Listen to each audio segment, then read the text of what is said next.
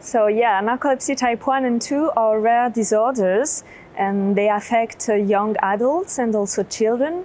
The main symptom is excessive daytime sleepiness, but patients also have a disrupted nocturnal sleep and also sleep paralysis and hallucinations that occur at the transition of sleep and wake.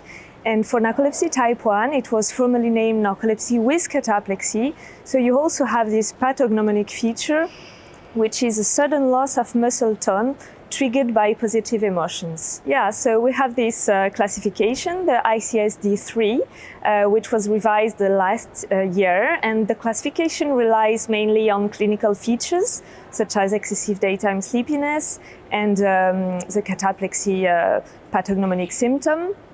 But we also have biological criteria. For example, for narcolepsy type 1, you do a lumbar puncture and you have a deficiency of orexin in the CSF, and this is a very sensitive and specific biomarker of the disease. But then you also have the neurophysiological criteria with the polysomnography, and then the MSLT, multiple sleep latency tests, which are tests performed during the day, the gold standard test to analyze sleepiness.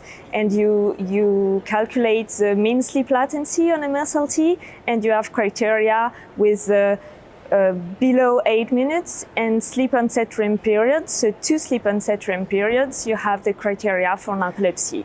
And in the revised classification, they claim that MSLT is no more mandatory for the diagnosis of narcolepsy type 1, because if you have either orexin deficiency in the CSF and cataplexy, or a nocturnal nSOREMP, which is sleep onset REM periods, and cataplexy, then you have the diagnosis of narcolepsy. So this is a little debated in the field because we still think MSLT is a good diagnosis tool, but then it's not mandatory anymore for narcolepsy type 1 in the classification. For example, that's one of the examples, because also the definition of cataplexy is not so easy when you're not a sleep expert, because you have typical features of cataplexy, but you can also have atypical features and sometimes a strange phenotype, so you're not 100% sure that cataplexy is a cataplexy.